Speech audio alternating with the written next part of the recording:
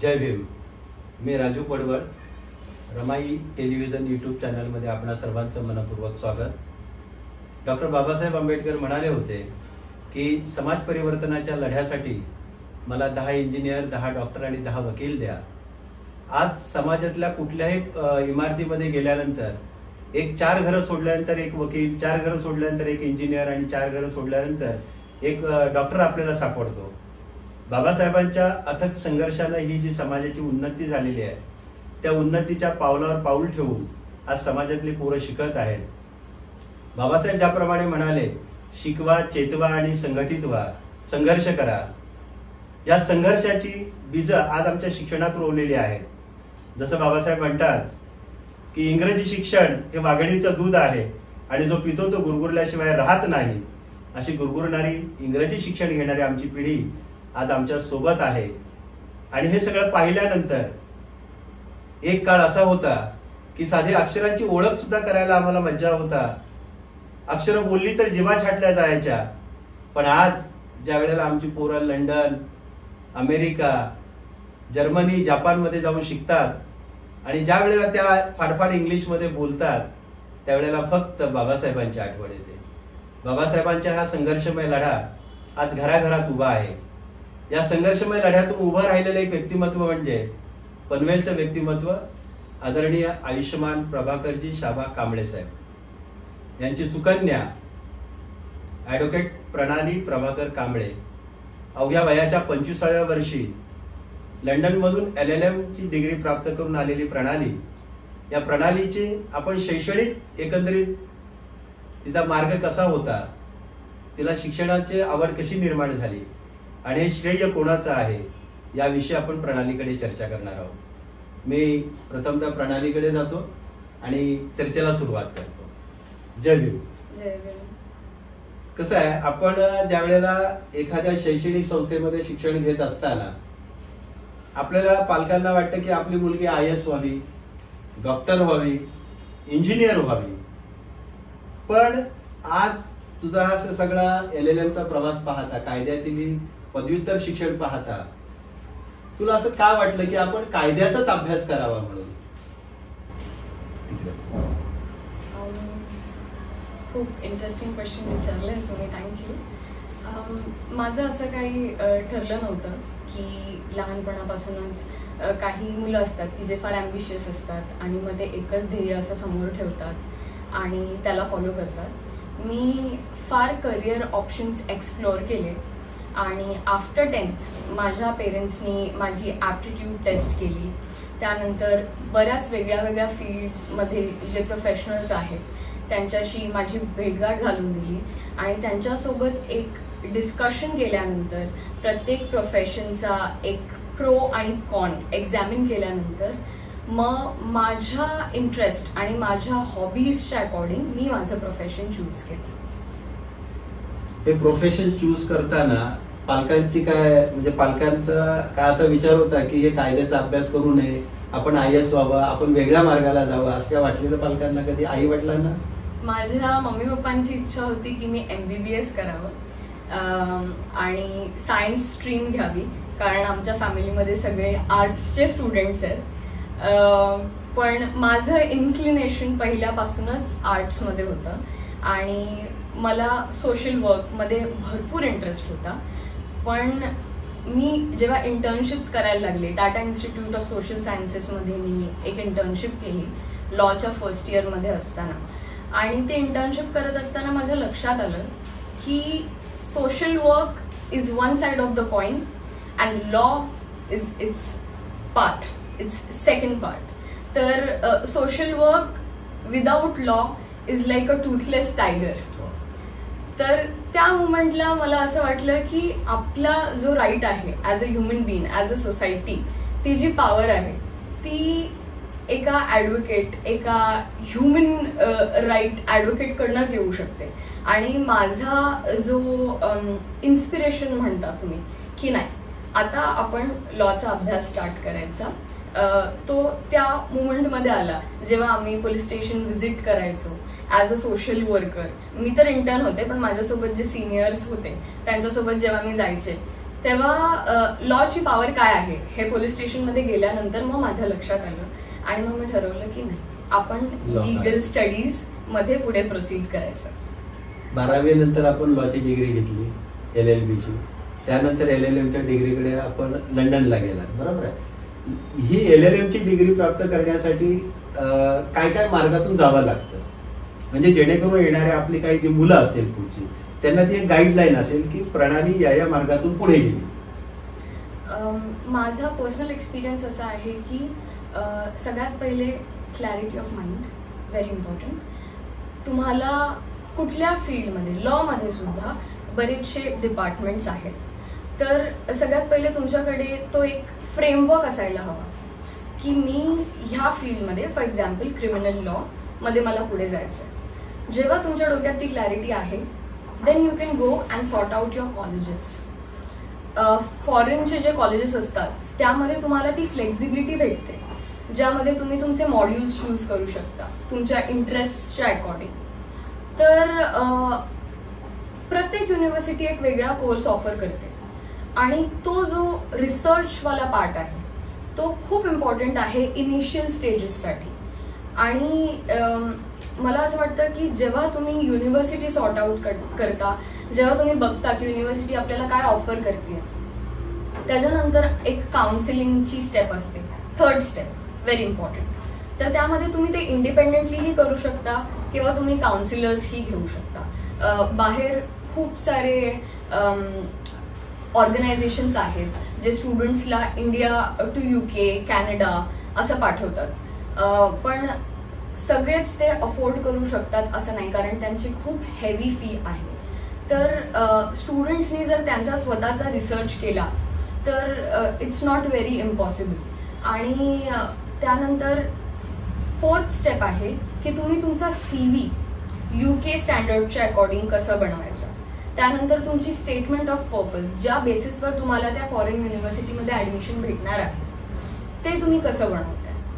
आणि ह्या सगळ्या गोष्टी कलेक्ट केल्यानंतर तुमचे 10thचे मार्कशीट्स, 12thचे मार्कशीट्स, तुमचा previous experience in terms of extra curricular activities, तो सगळा जेव्हा तुम्ही ॲक्युम्युलेट करता आणि तुम्ही तुमच्या त्या ज्या युनिव्हर्सिटीमध्ये ऍडमिशन हवंय त्या युनिव्हर्सिटीला जेव्हा तुम्ही पाठवता, त्याच्यानंतर तुम्हाला युनिव्हर्सिटीकडनं कंडिशनल किंवा अनकंडिशनल ऑफर समोरून येते. कंडिशनल ऑफर जर आली त्याचा अर्थ असा होतो की त्यांना तुमच्याकडनं काहीतरी अजून एक्सपेक्टेशन आहे इन टर्म्स ऑफ डॉक्युमेंट्स जे तुम्ही फुलफिल करायची. त्यानंतर युनिव्हर्सिटी तुम्हाला अनकंडिशनल ऑफर पाठवते आणि आफ्टर दॅट तुमच्याकडे एक 30 डेजचा टाइम पिरियड असतो तुमचं ऍडमिशन तिथे युनिव्हर्सिटीमध्ये फिक्स करण्यासाठी. आपण LLM केलं. LLM करत असताना स्पेशलायझेशन काय होतं? माझं स्पेशलायझेशन होतं criminal law, LLM in criminal law and criminal justice. माझं इन्क्लिनेशन टुवर्ड्स क्रिमिनल लॉ माझ्या कॉलेजच्या डिग्री डेजपासूनच आहे. त्यामुळे बरेचसे लोक मला विचारतात मग कॉर्पोरेट लॉ का नाही केलं, सायबर लॉ का नाही केलं. पण मला असं वाटतं की क्रिमिनल लॉ हा एक बेसिक फंडामेंटल आहे आणि त्याच्या अवतीभोवती सगळे लॉज रिव्हॉल्व्ह करतात, त्यामुळे माझी चॉईस ती होती. हे शिक्षण आपल्याला भारतातही मिळालं असतं, मग परदेशाचं शिक्षण घ्यायची काय इच्छा निर्माण झाली? म्हणजे भारतीय शिक्षण व्यवस्था आणि परदेशातली शिक्षण व्यवस्था, आता एक पदव्युत्तर झाल्यानंतर ह्याचा कसा अनालिसिस करणार? सगळ्यात पहिले जर अनालिसिस करायचं असेल तर माझा फर्स्ट कॉम्पोनंट आहे एक्सपोजर.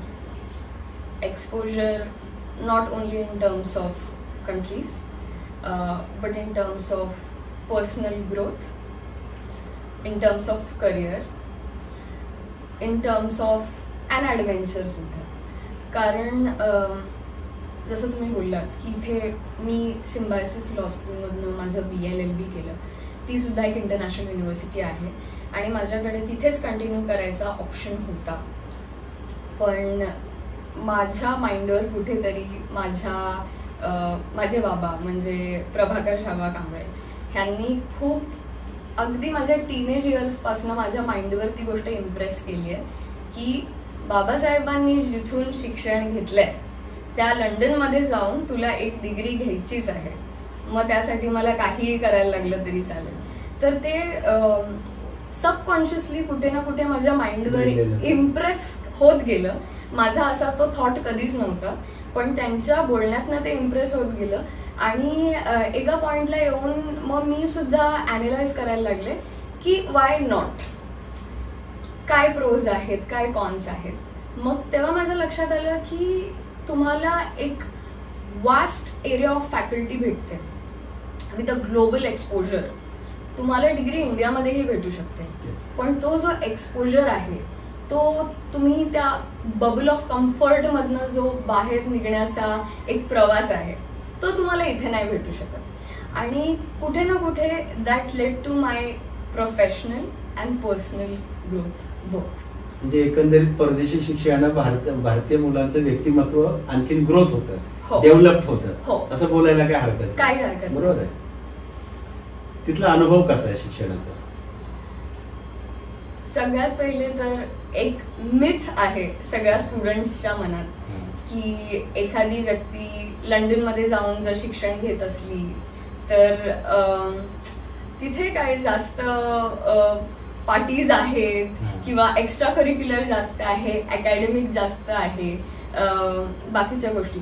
पण मला असं बोलायचं आहे की तुम्ही जेव्हा एका फॉरेन ज्युरिस्डिक्शन मध्ये डिग्री घ्यायला जाता, सगळ्याच गोष्टी डिफरंट असतात. Set of academic styles.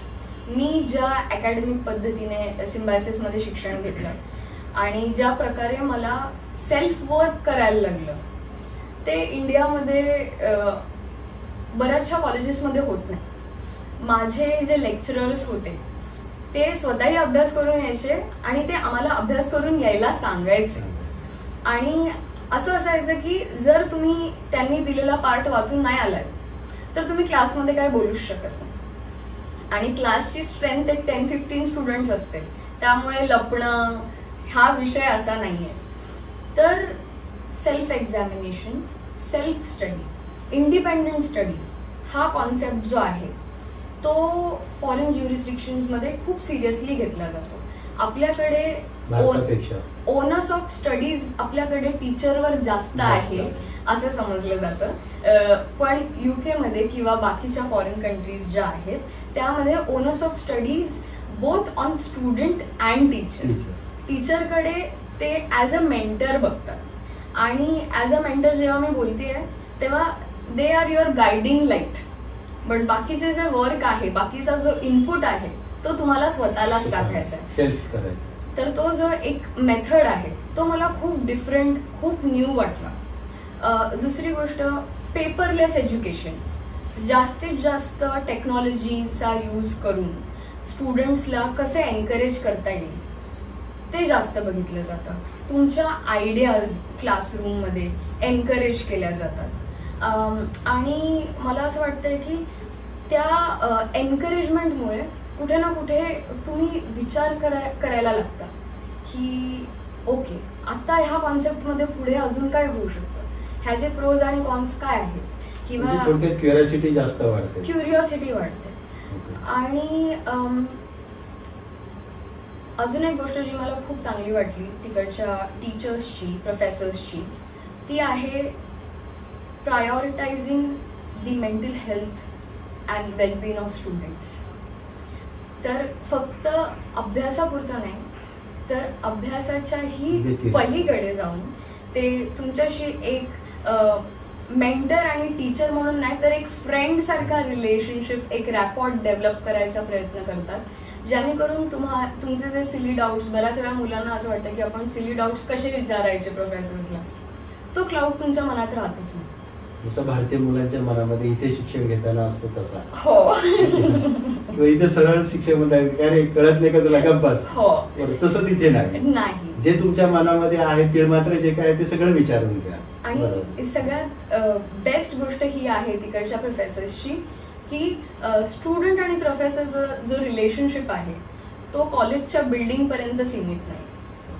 तुम्हाला इंटेलेक्च्युअल कॉन्व्हर्सेशन्स, डिबेट्स, त्या सब्जेक्ट बद्दल जर क्युरिओसिटी असेल तर प्रोफेसर्स तुम्हाला आउट ऑफ कॉलेज भेटून ते डिस्कस करण्यासाठी सुद्धा ओपन असतात. तर त्याची फ्लेक्झिबिलिटी भेटते. कधी डिबेट्स मध्ये भाग घेतलाय तिथे? डिबेट्समध्ये LLM मोस्टली हा एक थिअरॉटिकल सब्जेक्ट आहे, त्यामुळे डिबेटचा विषय हा नाही आला माझ्या पूर्ण करिक्युलममध्ये. पण आमचे क्लासरूम डिस्कशन्स असायचे. एव्हरी लेक्चर क्लासरूम डिस्कशन असल्याशिवाय लेक्चर पुढे जात नाही आणि प्रत्येक स्टुडंटचा त्या सब्जेक्टवर काय ओपिनियन आहे तो घेतल्याशिवाय पुढे जात नाही. 2 वर्ष आई वडिलांपासून लंडनमध्ये, बरोबर आहे. कसं असं कधी अशी आई वडिलांची आठवण, आता समजा असं जयंती कार्यक्रम आहे, धम्मचक्र प्रवर्तन दिन कार्यक्रम आहे, जवळच बाबासाहेबांचं निवासस्थान, कधी भेट दिली बाबासाहेबांच्या निवासस्थानाला? हो, 14 एप्रिलला मी लंडन हाऊस, आंबेडकर हाऊस इथे गेले होते. काय अनुभव आहे तिथे, कसं वाटलं तिथे? म्हणजे माझे शब्द कमी पडतील, स्पीचलेस. कारण तुम्ही ज्या व्यक्तीला आयडलाइज करताय लहानपणापासून, म्हणजे अगदी माझ्या आजोबांपासून, जो बाबासाहेब आंबेडकरांच्या विचारांचा वारसा जो आम्हाला भेटलाय, माझे आजोबा DK कांबळे, अगदी मी लहान असल्यापासून मला सामाजिक कार्यक्रमामध्ये ते न्यायचे, विहारामध्ये आणायचे, बाबासाहेबांच्या जयंतीला ते मला घेऊन जायचे. तर तो सबकॉन्शियसली तो जो वारसा इम्प्रेस होत गेला, तो जेव्हा आपण ह्यापूर्वी फक्त ऐकलं होतं की बाबासाहेब लंडनमध्ये शिकले, आणि त्या दिवशी जेव्हा मी स्वतः तिथे जाऊन त्या घरामध्ये उभे राहिले जिथे बाबासाहेब राहत होते, जिथे त्यांचा असा बेड समोर आहे, त्यांचे ग्लासेस समोर आहेत जे माझ्या अगदी 5 सेकंड्स पासन रीच पासन लांब आहेत, तर तो एक खूप इमोशनल मोमेंट होता माझ्यासाठी, माझ्या फॅमिलीसाठी. कारण मी असं कधी विचार नव्हता केला की आपण तिथपर्यंतही पोहोचू शकतो, आणि ते पण आंबेडकर जयंतीच्या दिवशी आपण तिथपर्यंत पोहोचू शकतो. तर इमोशनल झाल्यानंतर आंबेडकर जयंती आहे, धम्मचक्र प्रवर्तन दिन आहे, आणि आपण आई वडिलांपासून दूर आहोत, असं कधी काय ते वाटलं त्या पद्धतीने? बऱ्याच वेळा इमोशनली काय असं भरून आलं? बऱ्याच वेळा. कारण इथे मी जेव्हा सिम्बायसिस मध्ये शिक्षण घेत होती तेव्हा मी पुण्यात होते. न चुकता आंबेडकर जयंतीला दरवर्षी मी इथे असायचे. माझे पप्पा जेव्हा आंबेडकर जयंती ऑर्गनाईज करतात नवीन पनवेल या ठिकाणी, तेव्हा अगदी मंडप बांधण्यापासून ते कार्यक्रमाची सांगता होईपर्यंतचा जो प्रवास मी बघितलेला आहे अगदी लहानपणीपासून, तर त्या गोष्टी मी खूप मिस करायला लागले. कारण तिथले जे इंटेलेक्च्युअल क्लास आहे त्यांचा बाबासाहेबांना ट्रिब्यूट द्यायची जी पद्धत आहे ती वेगळी आहे, आणि आपली जी पद्धत आहे ती फार हार्टफेल्ट आहे, फार इमोशनल आहे. तर कुठे ना कुठे तो थोडासा जो इमोशन्स दाखवायचा बाबासाहेबांकडे तो मी फार मिस केला, तो बॉन्ड मी मिस केला. रूममेट कोणत्या देशाच्या होत्या? माझे 5 रूममेट्स होते. एक ब्रिटिश होती, प्रॉपर तिकडची local britisher, me Indian, 1 person from हाँगकाँग, 1 person from Germany and 1 person from south Africa. मग ह्यांच्यात बसल्यानंतर अशी कधी आपल्या चळवळीची म्हणा किंवा आपल्या म्हणजे ज्यांच्यामुळे आपण इथे पोहोचलोय बाबासाहेबांची, अशी कधी चर्चा व्हायची, डिबेट्स व्हायच्या रूममेट सोबत? Definitely. After a certain point of time जेव्हा तुम्ही सगळे मास्टर स्टुडंट जेव्हा बसता तेव्हा कुठे ना कुठे एक तुमची इन्स्पिरेशन काय आहे इथपर्यंत पोहोचायची, तो एक विषय बाहेर पडतो. आणि तो बाहेर विषय पडल्यावरती काही लोक आहेत डिफरंट ज्युरिस्डिक्शन मधले असल्यामुळे त्यांना बाबासाहेब माहिती आहेत, पण त्यांना हे नाही माहिती की इंडियामध्ये अशी ही एक कम्युनिटी आहे की जी आंबेडकराईट थॉट्सवर जगते, आणि ते त्यांच्यासाठी फार फॅसिनेटिंग होतं जाणून घेणं की फक्त बाबासाहेबांच्या थॉट्सवर ही एक कम्युनिटी कशी पुढे चालली आहे, ती जी चळवळ आहे ती देशातून कशी पुढे जायचा प्रयत्न करते, आणि मग कुठे ना कुठे त्यांच्या देशाचे सोशो पॉलिटिकल इश्यूज बाहेर यायला लागले. त्या विषयावर मग आम्ही बॉन्ड करायला लागलो. एकंदरीत हे शिक्षण घेत असताना आपली प्रेरणा बाबासाहेब, बरोबर आहे. पण वयाच्या 25व्या वर्षी ही डिग्री हातात आली. आम्ही पाहिलं ते सगळं, मॅडम पाहिलं त्या सगळ्या ऑडिटोरियम मध्ये ज्या वेळेला नाव पुकारलं गेलं ऍडव्होकेट प्रणाली प्रभाकर कांबळे, त्यावेळेला काय वाटलं? तो म्हणजे माझ्या आयुष्यातला सगळ्यात अविस्मरणीय क्षण होता. कारण इंग्लंडच्या भूमीवर कांबळे हे नाव युनिव्हर्सिटी ऑफ बर्मिंगहम म्हणजे ती युकेची सगळ्यात पहिली रेड ब्रिक युनिव्हर्सिटी आहे. त्या युनिव्हर्सिटीमध्ये कांबळे हे नाव त्या ऑडिटोरियम मध्ये जेव्हा असं गुंजत होतं तेव्हा मला असं वाटलं की आपण मिळवलं काहीतरी, आपण मिळवलं आणि बाबासाहेबांच्या प्रेरणेतून काहीतरी मिळवलं. त्यामुळे अतिशय इमोशनल, अतिशय हॅपी अचिव्हिंग मुमेंट होता तो. आणि आजही मला तो असा डोळ्यासमोर, म्हणजे तुम्ही विषय जरी काढला तरी मला ते असं कानामध्ये माझ्या गुंजतायत त्या गोष्टी. तर कधी असं प्रोफेसर वगैरे, म्हणजे प्रोफेसर तुमचे असतील किंवा क्लासमेट असतील, यांच्याशी कधी अशी प्रोफेसर सोबत चर्चा झाली आंबेडकरी चळवळी संबंधात किंवा एकंदरीत कायद्या, बाबासाहेब आणि लॉ याविषयी काही चर्चा झाली कधी? हा विषय जवळजवळ 3-4 महिने माझ्या प्रोफेसर सोबत चालत होता. कारण माझं जे डेझर्टेशन होतं ते डेझर्टेशन मी UK मध्ये जी रेशियल डिस्पॅरिटी आहे किंवा आहे का नाही, आणि इंडियामध्ये जी कास्ट सिस्टम आहे ती UKच्या रेशियल डिस्पॅरिटी सोबत किती सिमिलर आहे, आणि असं काय सिमिलॅरिटीज आहेत दोन्ही ज्युरिस्डिक्शन मध्ये आणि दोन्ही कंट्रीजमध्ये. तिकडचा जो व्हाईट आणि ब्लॅकचा डिस्क्रिमिनेशन होता आणि आपल्या कंट्रीमध्ये जो कास्ट डिस्क्रिमिनेशन आहे त्याला कसं मर्ज करता येईल, कसं ब्लेंड करता येईल, आणि त्या दोन सोशल इश्यूजची आपल्याला कशी बाजू मांडता येईल, ह्याचे कंटिन्युअस जवळजवळ 6 महिने डिस्कशन माझी जी मेंटर आहे, त्यांचं नाव मिस मॅरियन, त्या माझ्या मेंटर होत्या डेझर्टेशनसाठी, त्यांच्यासोबत मी सतत या विषयावर चर्चा करायची. आणि त्यांच्यासाठी पण तो खूप एक लर्निंग एक्सपिरियन्स होता माझा डेझर्टेशन, माझ्यासाठी सुद्धा युकेच्या ज्युरिस्डिक्शनला घेऊन आणि त्यांच्यासाठी सुद्धा इंडियाच्या कास्ट सिस्टमला घेऊन. तर डेफिनेटली 5-6 महिने अशा फुल चर्चा, इंटेलेक्च्युअल डिबेट्स आमचे चालत होते. काय वाटलं त्यांना कधी काय बोलले असेल की पहिल्यांदा असं ऐकलं एवढी कास्ट सिस्टम स्ट्रॉंग आहे इंडियामध्ये आणि ती कास्ट सिस्टम ब्रेक करून तुम्ही कांबळे म्हणून इथे पोहोचलात लंडनच्या धर्तीवर आणि इथे तुमचं नाव वाचतंय, म्हणजेच बाबासाहेबांच्या कम्युनिटीची लोक, बाबासाहेबांच्या चळवळीमुळे ज्यांचं लाईफस्टाईल बदललं, ते लाईफस्टाईल घेऊन तुम्ही इथं आलात, असं कधी आलं त्यांची कमेंट? डेफिनेटली. म्हणजे ज्या वेळेस मला ज्या दिवशी डिग्री भेटली त्या दिवशी माझे प्रोफेसर्स एक्स्ट्रीमली प्राऊड होते. कारण कुठेतरी त्यांनाही ती गोष्ट माहिती होती की एवढ्या मार्जिनलाइज्ड कम्युनिटी मधनं वर येणं दुसऱ्या कंट्रीमध्ये आणि स्वतःच्या कम्युनिटीला रिप्रेझेंट करणं एवढं इझी नाहीये.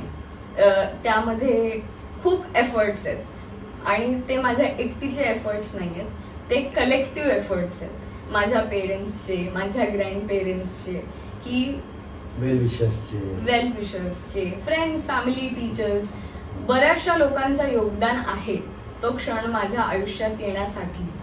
तर डेफिनेटली ते पण खूप प्राऊड होते. काही जेव्हा इन्सिडेन्सेस, डॉक्युमेंटरीज मी त्यांना दाखवल्या कास्ट डिस्क्रिमिनेशनच्या इंडियामध्ये, तेव्हा प्रचंड शॉक की 2022 आणि 2023 मध्ये सुद्धा इंडिया सारख्या कंट्रीची ही अवस्था आहे. तर खूप इमोशनली ते फील करत होते. बट आता LLM ची पदवी घेतल्यानंतर परत जे शिक्षणासाठी जाणार आहात आणि भारतात आल्यानंतर आपण ज्या समाजाचे देणेकरी आहोत, ज्या समाजातून, ज्या कम्युनिटीतून आपण तिथे गेलो, त्या समाजाचे देणेकरी या भावनेतून आपण नाहेरे वर्गातून आता आहेरे वर्गात येतो, बरोबर आहे की? तर या नाहेरे वर्गाला पुन्हा आहेरे वर्गात आणण्यासाठी किंवा आपल्या एकंदरीत समाजाला आपण काहीतरी देणेकरी आहोत यासाठी प्रत्यक्ष ज्या वेळेला प्रॅक्टिसला सुरुवात होईल त्यावेळेला काय व्हिजन असेल? तेव्हा माझं विजन असं आहे की free legal aid. Free legal. जेव्हा तुम्ही ही सिच्युएशन माझ्यासमोर मांडता तेव्हा माझ्या डोळ्यासमोर एकच विजन आहे, फ्री लीगल एड. कारण बरेचसे लोक आहेत आज कंट्रीमध्ये जे मार्जिनलाइज कम्युनिटीला बिलॉंग करतात आणि बरेचसे लोक आहेत की ज्यांना स्वतःला रिप्रेझेंट करायचं आहे कोर्टमध्ये पण ते नाही करू शकत. तिथपर्यंत जाण्याचा बळ म्हणा किंवा तिथपर्यंत जाण्याची फायनान्शियल कॅपॅसिटी म्हणा कुठल्याही बाजूने. तर अशी जो माझ्या समाजाचा एक भाग आहे त्यांना मी कसं पुढे आणू शकते आणि त्यांना मी कशी मदत करू शकते.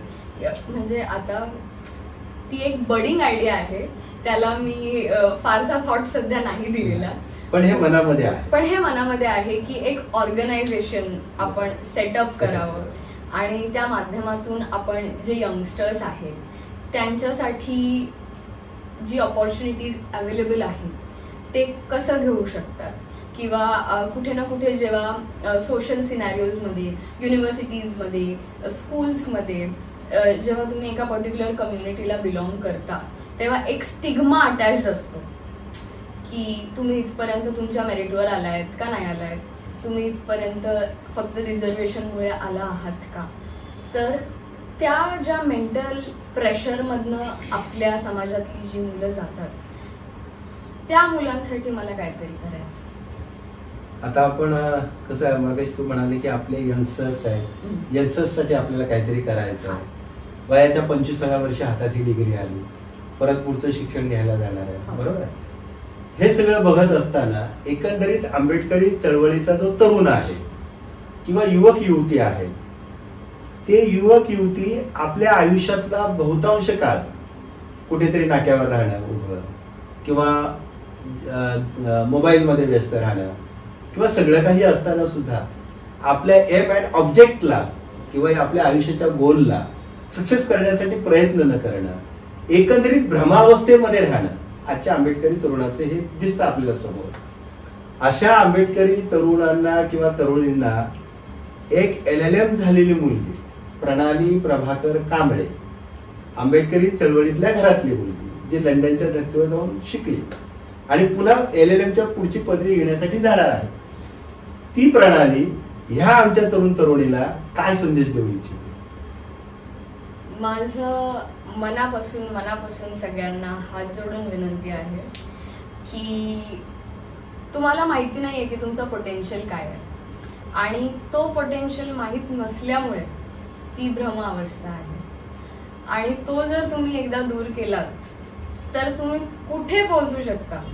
त्या गोष्टीला काही लिमिट नाही. म्हणजे आपण बोलतो स्काय इज द लिमिट, पण मला असं वाटतं की ते वाक्य चुकीचं आहे. Sky is also not the limit, it's infinite.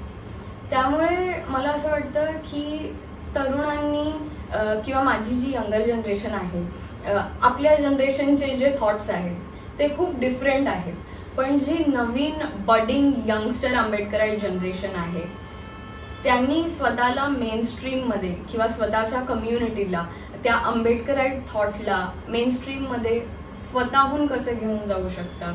जास्त नाही तर स्वतःच्या फ्रेंड्स पासनं, स्वतःच्या कॉलेज सर्कल पासनं तुम्ही सुरुवात करू शकता. बऱ्याच वेळा आपले जे यंग मुलं आहेत ते स्वतःचं नाव लपवतात किंवा सांगत नाहीत किंवा एखाद्या वेळेस गणपतीला आपण जातो. माझे बरेचसे फ्रेंड्स आहेत जे अदर कम्युनिटीजचे आहेत आणि मी सुद्धा सगळ्या रिलिजन्सचा रिस्पेक्ट करते कारण बाबासाहेबांनी आपल्याला तेच शिकवलंय. पण ते वाईस वर्सा होत आहे का? तुमचे असे किती मित्र आहेत, असे किती मैत्रिणी आहेत जे आंबेडकर जयंतीला तुमच्यासोबत खांद्याला खांदा लावून उभे आहेत? तर कुठे ना कुठे सगळ्यांनी तो विचार करावा आणि आपली कम्युनिटी आणि आपली identity you should wear it on your sleeve. कारण ज्या दिवशी तुम्ही ते करायला सुरुवात कराल त्या दिवशी तुमच्या आत एक फायर इग्नाइट होईल आणि त्यानंतर it's infinite, there is no looking back. धन्यवाद. ते म्हणतात ना, जिस बाप के बेटे बच्चे लायक होते हैं उस बाप की इज्जत होती है, और जिस बाप के बच्चे नालायक होते हैं उस बाप की कभी इज्जत नहीं होती. आज प्रणालीकडे पाहिल्यानंतर हे यश खरोखर तिचं मोठं यश आहे.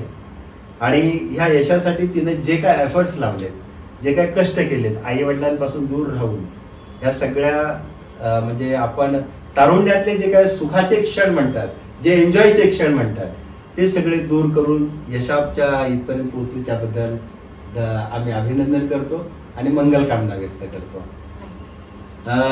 हे सगळं करत असताना आई वडिलांचा फार मोठा सपोर्ट असतो. मगाशी तो पहिल्यांदाच म्हणाले की माझ्या आई वडिलांची खूप इच्छा होती, आणि विशेषतः वडिलांची, की बाबासाहेब ज्या ठिकाणी शिकले त्या ठिकाणी 1 डिग्री तरी माझ्या मुलीनं घेतली पाहिजे. आणि ही मला वाटतं प्रत्येक पालकाची इच्छा असते, बरोबर. तर मी आता पुन्हा सरांकडे जातोय, कांबळे सरांकडे. सर, प्रणाली लहान होती, डिग्री घेतली, BA झाली, LLB झाली पुण्यामध्ये सिम्बॉसिसला, आणि नंतर आता LLM करून लंडनला, पुन्हा पुढच्या शिक्षणासाठी लंडनला चालली. हा सगळा डोलारा तुम्ही उभा केला. हे सगळं करत असताना जीवाची पराकाष्ठा झाली, बरोबर आहे. पण आज लेख ज्या वेळेला हे सगळं मिळवते आणि आपण जेव्हा हे पाहतो, सगळं वैभव, शैक्षणिक वैभव ज्या वेळेला पाहतो आपण, त्यावेळेला वडील म्हणून तुम्हाला काय वाटतं? मला हे सांगायला खूप आनंद वाटतोय की माझी सुरुवातीपासूनची इच्छा होती की माझ्या मुलीने बाहेरच्या देशामध्ये, परदेशामध्ये जाऊन शिक्षण घ्यावा. कारण आपलं सर्वस्व आणि आपली जी विचारधारा आहे ते डॉक्टर बाबासाहेब आंबेडकरांची विचारधारा आहे. बाबासाहेबांच्या थॉटवर चालणारे आपण चळवळीतले माणसं आहोत. आणि त्याच्यामुळं मुलींनी फॉरेनमध्ये जाऊन शिकावं, चांगलं बाबासाहेबांसारखं तिकडे जाऊन शिक्षण घ्यावं, आणि त्या शिक्षणाचा उपयोग भारतातील माझ्या ज्या धम्म बांधव आहेत, जे काही शिक्षणापासून वंचित असतील किंवा कमी शिकलेले असतील, आणि ह्या माझ्या समाजाला त्याचा लाभ व्हावा, आनंद त्यांनी लाभ मिळवून द्यावा, हीच माझी इच्छा होती. हे सगळं करत असताना फार आर्थिक उचंबना होते माणसाची. हो, बरोबर आहे. हो. तुम्ही असं काय शासकीय योजनांचा लाभ घेतला? हो, मी सुरुवातीला नाही घेतला. म्हणजे अगदी ती LLB करेपर्यंत मला कुठल्याही प्रकारचा आर्थिक योजनांचा लाभ मिळालेला नाहीये. बरोबर. परंतु LLM ला जाण्यासाठी मात्र मी स्कॉलरशिपचा लाभ घेतला. काय करावं लागलं तुझ्यासाठी? अथक मेहनत. अथक. आणि सरकारी ऑफिसमध्ये काय भ्रष्टाचार चालतो, काय वेदना असतात. म्हणजे खरं पाहिलं तर अजून 25 वर्षे जरी SC ST ला, OBC ला आरक्षण दिला तरी जी सरकारी यंत्रणा आहे ती आपल्याला तिथपर्यंत पोहोचूनच देते. मी सामाजिक राजकीय क्षेत्रात काम करत असल्याचं मला सार्थ अभिमान, आणि मी राजकीय सामाजिक काम करत असल्यामुळेच ती स्कॉलरशिप मला मिळाली माझ्या मुलीला, नाहीतर ती का मला मिळाली नसती. मी राजकीय काम करत असल्यामुळं बऱ्याचदा मला मंत्रालयात जावं लागला, वेगवेगळ्या खात्याच्या मंत्र्यांना भेटलो, स्पेशली सामाजिक न्याय विभागाच्या मंत्र्यांना भेटलो, पण माझं काम कुठेच झालं नाही. मला त्यांनी पर्याय दिला की तुम्ही आता एवढी ओळख दाखवताय. मी मंत्रालयामध्ये चांगल्या चांगल्या डेप्युटी अधिकाऱ्यांना भेटलो, मग त्यांनी लास्टला मी जेव्हा त्यांचा पिछाच सोडत नाही असं लक्षात आल्यानंतर त्यांनी मला सांगितलं की ठीक आहे, पुढच्या वर्षी तुमच्या मुलीला आम्ही संधी देऊ, 1 वर्ष तुम्ही मुलीला इंडियामध्ये बसवा. परंतु आपल्याला डॉक्टर बाबासाहेब आंबेडकरांनी सांगितलेलं आहे की शिक्षण हे वाघिणीचं दूध आहे, आणि जो प्राशन करेल तो उरल्याशिवाय राहणार नाही. किंवा डॉक्टर बाबासाहेब आंबेडकर असे पण बोललेले आहेत की माझ्या तरुण वर्गाने, सुशिक्षित वर्गाने राजकारणामध्ये जायला पाहिजे. जर आपण राजकारणात गेलो नाही तर इथले जे अडेल तट्टू अंधे बहादूर लोक आहेत ते राजकारणात शिरतील आणि त्या राजकारणाचा बट्ट्या बोलतील. आणि म्हणून माझ्यासारखा एक बाबासाहेबांचा विचाराचा पाईक राजकारणात असल्यामुळे माझ्या मुलीला स्कॉलरशिप मिळत नाही, माझ्या मुलीचा 1 वर्ष फुकट जातो, असं जेव्हा माझ्या लक्षात येतो तर माझे एक मित्र आहेत, मला सांगायला आनंद वाटेल की मिलिंद जोशी म्हणून ब्राह्मण समाजाची व्यक्ती आहे, ते माझ्या सोबत मात्र कंटिन्यू असायचे. आणि आम्ही सगळ्या मंत्र्या लोकांना भेटल्यानंतर, त्या खात्याच्या अधिकाऱ्यांना भेटल्यानंतर असं वाटलं की आता आपण हरलो, स्कॉलरशिप मिळत नाही. त्यावेळी मात्र त्या मिलिंद जोशी सरांनी मला सांगितलं की आपण एक शेवटची चान्स घेऊया, आपण हायकोर्टात रिट याचिका दाखल करू. आणि आम्हाला हायकोर्टात रिट याचिका दाखल करावी लागली. तिथं 2 लाख रुपये खर्च करावे लागले. म्हणजे माझ्या समाजातल्या माणसाला 20,000 कमवायची कॅपॅसिटी नसताना तो जर त्यांनी ठरवलं त्या स्कॉलरशिप पर्यंत पोहोचायचं, तर त्याला किती त्रास वेदना सहन कराव्या लागतात हे मला खूप अनुभवलं. मला हायकोर्टात जावं लागलं आणि हायकोर्टात जाऊन मला ती स्कॉलरशिप मिळवावी लागली. मला इथल्या राजकारणी जे नेते मंडळी आहेत त्यांना हेच सांगायचंय की तुम्ही सांगता की बाबासाहेबांनी सांगितलेलं 10 वर्षाचं राजकारण द्या, आपलं आरक्षण द्या, परंतु 10 नाही 100 वर्ष जरी तुम्ही आरक्षण दिलात तरी तुमची इच्छा नाही. आणि तुमची इच्छा नसल्यामुळं आमच्या दलित, SC, ST, OBC समाजापर्यंत आरक्षणाची जी योजना आहे ती पोचत नाही, असं मी मात्र या ठिकाणी अनुभवत नसतो. फार विदारक चित्र आहे. किती जागा आहेत महाराष्ट्रामध्ये टोटल? महाराष्ट्रामध्ये साधारणतः 5 जागा LLM साठी असतात आणि 3 जागा PhD साठी असतात. हो, म्हणजे SC समाजात. हो, पूर्ण महाराष्ट्रात जवळ 2011च्या जनगणनेनुसार पाहिलं आपण तर महाराष्ट्रातली बौद्धांची जनसंख्या जवळपास 65 लाखाच्या आसपास आहे. आणि 65 लाखाच्या आसपास असणाऱ्या लोकांना केवळ 5 जागा LLM साठी असतील. त्या 5 जागा तर सर्वसामान्य माणसाला मिळतच नसणार. नाही, त्या आपल्याच गडप होतात. तुम्ही संघर्षशील आहात, बाबासाहेबांच्या चळवळीतले संघर्षशील असल्यामुळे तुम्हाला ते सगळं मिळवता आलं. हे सगळे मिळवत असताना चळवळ पाठीशी होती. आज लेख LLM झाली आहे, त्याचा आनंद आहे. तिच्याकडून काय अपेक्षा करू इच्छिता तुम्ही? बघा, मी सुरुवातीपासूनच तिला सांगितलेलं आहे, मी जर सामाजिक राजकीय क्षेत्रात नसतो तर कदाचित मी हायकोर्ट पर्यंत फाईट करू शकलो नसतो. माझ्या समाजाला मी जवळून पाहतोय, माझ्या समाजाची तेवढी अवस्था नाही की हायकोर्ट पर्यंत पोहोचू शकतात.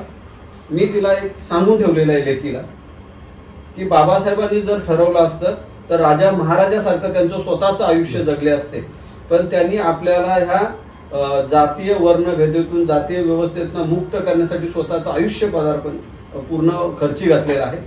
तू बाकी जरी काही करू शकली नाहीस तरी कमीत कमी बौद्ध समाजाच्या ज्या लोकांवरती अन्याय अत्याचार होतो किंवा ज्यांना जशी तुझ्यावर स्कॉलरशिप मिळाली नव्हती आणि हायकोर्टात जावं लागलं, तर अशी जी काही मुलांची, तरुणांची ज्यावेळी गरज पडेल अशा वेळी तू ती केस फ्रीमध्ये लढावीस. जर तुला समाजाला वेळ देता आला नाही तर तू आर्थिक मदत करावीस, जेणेकरून जी विद्यार्थी असतील त्यांना न्याय मिळवून द्यायचं तरी काम तू करावंस, अशी माझी इच्छा आहे.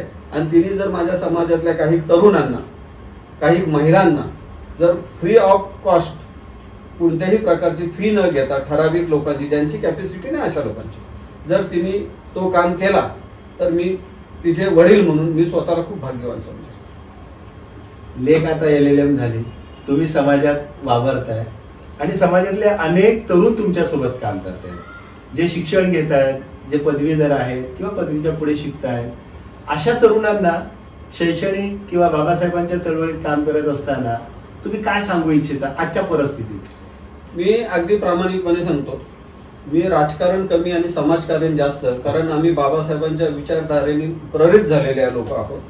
आणि मी माझ्या जे काय माझ्यासोबत सहकार्य, मला सांगायला अतिशय अभिमान वाटेल की मी गेले 15 ते 20 वर्ष डॉक्टर बाबासाहेबांच्या चळवळीचा, डॉक्टर बाबासाहेब विचारधारेच्या संघटनेचा काम करत आलेलो आहे. आणि मी माझे जे सहकार्य त्या सहकार्यांना आवर्जून सांगतो का आपली मुलं, आता लोक काय सांगतात की तुम्हाला आरक्षण आहे, हे आरक्षण कुठे देतात? पनवेल महानगरपालिकेमध्ये, जिल्हा परिषदेमध्ये. आता आपली मुलं जर जिल्हा परिषदेमध्ये जर शिकली तर ती पुढे जाऊ शकतात का? किंवा आता युग आलाय CBSE board, ICC board, IB board, आणि आपल्याला ते आरक्षण कुठे देतात? झेडपी मध्ये. म्हणून मी माझ्या सहकार्यांना सांगितलंय का आपण 2 टाइम खाण्याच्या जागी 1 टाइम खाऊया, 2 भाकरी खाण्याच्या जागी 1 भाकरी खाऊया, पण आपल्या मुलांना फी भरून इंग्लिश मिडियमच्या चांगल्या शाळेमध्ये शिकूया आणि बऱ्याच माझ्या सहकार्यांना मी सांगितलं की तुमच्या मुलांना 12वी नंतर फॉरेनला शिक्षणासाठी जायचंच आहे. म्हणजे अगदी तुम्ही ओळखता सुरेंद्र सोरटे असेल, मुकुंद कांबळे असतील, माझे एक मित्र देवानंद पवार आहेत, त्यांची सुद्धा मुलगी डॉक्टर करते, ज्यांना मी चांगल्या प्रकारे मार्गदर्शन केलेलं आहे. आणि नक्कीच मला आनंद आहे का माझे सहकारी सुद्धा माझ्यासोबत आहेत. त्यांच्यामुळेच माझी मुलगीला पाठबळ मिळाला UK मध्ये जायला. आणि आता मी तिला सांगितलं की तू त्या सगळ्यांची मोठी ताई आहेस, तुझी सुद्धा जिम्मेदारी आहे की त्या मुलांना वेगवेगळ्या परदेशामध्ये शिक्षणासाठी कसं नेता येईल, कसं गायडन्स करता येईल. आणि त्यासाठी मी स्वतः सुद्धा प्रयत्नशील. तुझ्या पाऊल पाठीने ती गेली पाहिजे यासाठी प्रयत्न केले पाहिजे, ही जबाबदारी आहे. धन्यवाद सर. मी आता मॅडमकडे येत आहे. मॅडम पेशाने शिक्षिका आहेत आणि MA BEd आहेत मॅडम. आज लेख त्यांची LLM होऊन आली. काय वाटतं मॅडम तुम्हाला लेखीचं हे सगळे यश पाहिल्यानंतर? खूप अभिमान वाटतो. तिचे खूप कष्ट आहेत. मुळात म्हणजे तिच्या बाबांची तेवढी तिच्या मागे खंबीरपणे उभे राहतात. ते प्रत्येक गोष्टीला काहीही असू दे ते सांगतील तू कर, मी तुझ्या सोबत आहे, तुला कुठेही गरज लागू दे, मी तिथे हाकेच्या अंतरावर म्हणजे तुझ्या मी पाठीमागे खंबीरपणे उभा राहणार आहे. आणि तिला आम्ही जशी ती 10वी झाली तिला सांगतच होतो की तुला बाबासाहेब ज्या धर्तीवर शिकले तिथे तुला एकदा तरी जाऊन 1 डिग्री तरी कमीत कमी घेऊन यायचंच आहे. त्यासाठी तिच्या बाबांनी जीवाचं रान अक्षरशः केलं खूप. आणि त्याच्या मागे तिची सुद्धा खूप मेहनत आहे. आम्ही पाहत होतो लॉकडाऊन मध्ये ती अगदी रात्रभर बसायची. म्हणजे जर ती 10 वाजता बसली तिचं काम करायला तर ती अगदी 7-8 वाजेपर्यंत सकाळची कंटिन्यू बसायची. जेव्हा मी सकाळी ऑफिसला जाण्यासाठी उठायचे तेव्हा मी तिला म्हणायचे अरे बाळा अजून तू अभ्यास करते, आता थोडा वेळ झोप. तर ती म्हणायची नाही मम्मी आणखी 2 तास तरी मी अभ्यास करणार आहे. अशी तिची खूप मेहनत आहे. त्यामुळे खूप अभिमान वाटतो की आम्ही ऍक्च्युली एका मुलीवरच आमची एकुलती एकच लेक आहे. हा त्यामुळे खूप अभिमान वाटतो की लोकांना वाटतं की नाही वंशाला दिवा पाहिजे, असं काय नाही. मुलीही वडिलांचं नाव खूप मोठं करू शकतात त्यांनी उदाहरण आहे. आणि आमची लेक त्याचं समाजासाठी उदाहरण आहे. कारण आम्ही पण खूप गरिबीतून इथपर्यंत आलेलो आहोत. तिच्या बाबांचे त्यामागे खूप कष्ट आहेत. खूप अभिमान वाटतो लेकीचा. मी जसं लेकीला विचारलं एकुलती एक लेक तुमची, तसं तिला जसं विचारलं की बाबा जयंती आहे, धम्मचक्र प्रवर्तन दिन आहे, कार्यक्रम आहेत घरात, सगळ्यांची मुलं येतात, सगळे समोर असतात, आपलं गोतावळं सगळं समोर असतं, पण माझी लेक परदेशात आहे. अशा वेळेला काय वाटलं, कसं वाटलं? खूप वाईट वाटलं. पण त्याचं फलित असं समोर आहे. हा त्याचं फलित समोर आहे, त्याबद्दल काही प्रश्नच नाही. पण खूप मिस करते मी तर तिला खूप जास्त मिस करते. कारण जेव्हा ती 10वीला होती ती रात्र अभ्यास करायची आणि इथे बसायची ती आणि मला म्हणायची तू माझ्या समोरच बस. मी म्हणायची ठीक आहे पण तू अभ्यास करतेस तर मी वाचते ना पुस्तक, मी कादंबरी वाचते, मी काहीतरी वाचत राहते, म्हणजे तुझाही वेळ जाईल माझाही वेळ जाईल. ती म्हणायची नाही मी वाचते ना, मी अभ्यास करते ना, तू माझ्याकडे पाहत राहा, तू वाचू नकोस, तू माझ्याकडे पाहत राहा. ती मला रात्रभर तशीच बसून ठेवायची. म्हणजे ऍक्च्युली ती माझ्यासाठी शिक्षा होती तेव्हा मला तसं वाटायचं. पण आता वाटते की नाही आपण केलं ते खूप छान. आता ती डिग्री पाहिल्यानंतर खूप म्हणजे अगदी खूप अभिमान वाटतो त्या गोष्टीचा. पण तिला प्रत्येक गोष्टीत मिस करतो कारण ती जास्त माझ्याशी कारण पप्पांचं कसं सामाजिक राजकीय काम असल्यामुळे ते जास्त वेळ तिला पण त्यांचं बरोबर लक्ष असतं. जरी घरात नसले तरी त्यांचं बरोबर आमच्याकडे लक्ष असतं आणि माझ्याशी ती जास्त कनेक्ट असल्यामुळे मी तिला प्रत्येक गोष्टीत मिस करते, खूप मिस करते. हे सगळे यश पाहिल्यानंतर तुम्ही शिक्षिका, तुम्ही हे पाहिलंय सगळं मुलीचे कष्ट. साहेब तर प्रश्नच नाही साहेबांचा. पण मी पर्पजली तुम्हाला विचारतो, तुम्ही शाळेत पाहताय आणि शाळेतून सुटल्यानंतर मुलांची वर्तना पाहताय आणि एका बाजूला आपल्या लेखीचे एफर्ट्स आहेत, तिनं मिळवलेल्या यशाचं उत्तुंग शिखर आहे. हे सगळं पाहत असताना एकंदरीत समाजातल्या तरुण तरुणींविषयी तुम्हाला काय वाटतं आणि त्यांना काय संदेश देऊ इच्छिता तुम्ही? सध्या जर पाहिलं ना तर शाळेत विद्यार्थी येतात ते फक्त काही पर्सेंटेज म्हणजे अगदी 100तून 80% विद्यार्थी असे आहेत की ते फक्त आई वडील पाठवतात म्हणून ते शाळेत जातात. त्यांना शिक्षणाशी काही घेणं देणं नाही. 12 ते 5 पर्यंत शाळेत बसायचं. शाळा सुटली रे सुटली की तेव्हापासून ते घरी जातच नाही. आणि काही विद्यार्थी तर असे आहेत की ते शाळेच्या गेट पर्यंत येतात पण शाळेची पायरी चढतच नाही. जेव्हा शिक्षक किंवा मुख्याध्यापक आई वडिलांना बोलवतात तेव्हा कळतं की आपली मुलं काय करतात. बिचारे काही लोक तर इतके म्हणजे लोकांची धुणे मांडायची कामं करतात. मुलांना बिलकुल जाणीव नाहीये. खूप वाईट अवस्था आहे. मग अशा आई वडिलांनी काय करायचं? घराचं म्हणजे परिवार चाललं, पोट पाण्याचं पाहायचं की त्या मुलांच्या मागे लागायचं. तर मला अशा मुलांना एवढंच सांगायचंय की आई वडिलांच्या कष्टाची जाणीव ठेवा. तुम्ही आपली सामाजिक परिस्थिती खूप वाईट आहे आणि आर्थिकही परिस्थिती फारशी चांगली नाहीये समाजात आपल्या लोकांची. तर मुलांनी आई वडिलांच्या कष्टाची जाणीव ठेवली पाहिजे. कसं का होईना आपण अभ्यास केला पाहिजे. शिक्षक त्यांच्या पोटतिडकीने शिकवतातच पण आपणही त्यामागे आपली मेहनत पण हवी ना. त्यासाठी आई वडील काय प्रत्येकाच्या आई वडिलांना त्यांच्या बाजूलाच बसून अभ्यास घ्यायला जमते असं नाही. शक्य नाहीये ती गोष्ट. कारण आर्थिक परिस्थिती तशी नसते. त्यामुळे त्यांना घराबाहेर पडावं लागतं. मग मुलांनी त्यांच्या आई वडिलांच्या कष्टाची थोडी तरी जाणीव ठेवायला हवी. अभ्यास करायला हवा. आपली प्रगती सामाजिक आणि काय म्हणतात शैक्षणिक आणि सामाजिक प्रगती आपली कशी होईल याकडे विद्यार्थ्यांनी लक्ष द्यायला हवं. तुमच्या तिघांचे रमाई टेलिव्हिजन युट्यूब चॅनलच्या वतीनं मनपूर्वक आभार. मुलांनी आई वडिलांच्या कष्टाची जाणीव ठेवून आपली प्रगती साधायला पाहिजे. प्रणालीनं तिच्या आई वडिलांच्या कष्टाची जाणीव ठेवली. कारण प्रणालीला तिच्या बालपणापासूनच आंबेडकरी विचारांचं बाळकडून मिळत होतं. आंबेडकरी विचारांचे संस्कार मिळत होते. ज्या ज्या घरात आंबेडकरी विचारांचे संस्कार मिळतात, ज्या ज्या बालमनावर आंबेडकरी विचारांचे संस्कार होतात, ती मुलं, ती चिली पिलं, ती पाखरं घरटी सोडून परदेशात जाऊन शिक्षणाचा उच्चांक गाठतात आणि आपल्या समाजासाठी काहीतरी नवीन करण्याची उमेद ठेवतात. या जाणीवा नेणीवा जागृत करण्याचं काम समाजातल्या प्रत्येक व्यक्तीनं करायला हवं. समाजातल्या प्रत्येक संस्थेनं करायला हवं. आणि ती संस्था व्यक्ती करत असताना त्या विद्यार्थ्यांना सुद्धा त्याच पद्धतीनं त्या व्यक्तीला त्या संस्थेला आपला एक हात पुढे केला पाहिजे.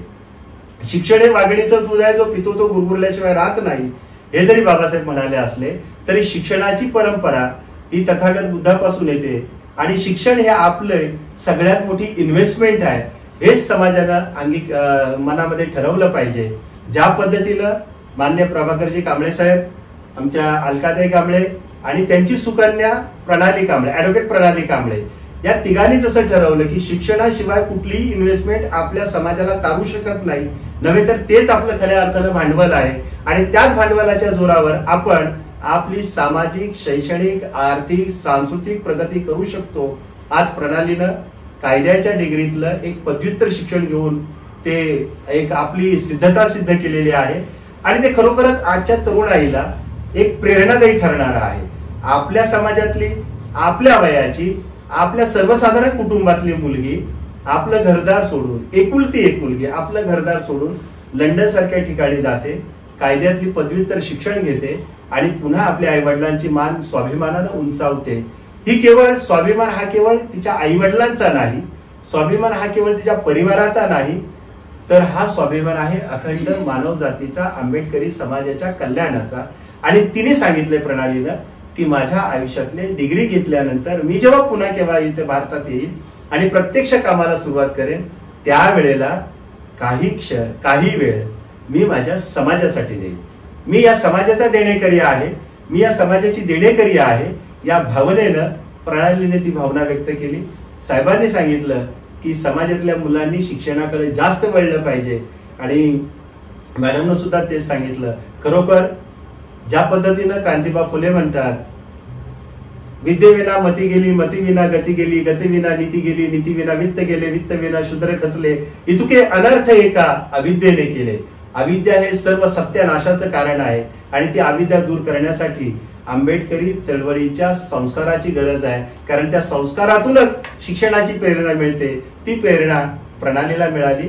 प्रणालीनं सगळी बंधनं तोडली आणि प्रणाली लंडनला गेली. तिथे ती उच्च शिक्षित झाली. ही समाजाची देण आहे, आंबेडकरी चळवळीची प्रेरणा आहे आणि तिच्या आईवडिलांचं त्यांनी आयुष्यात केलेलं कुशल कर्म आहे. मी पुन्हा एकदा आपल्या सर्वांचं रमाई युट्यूब चॅनलच्या वतीनं मनपूर्वक अभिनंदन करतो आणि प्रणालीला पुढच्या तिच्या यशस्वी जीवनासाठी मंगल कामना व्यक्त करतो. जय भीम, नमो बुद्ध. जय जय हिंद. हिंद.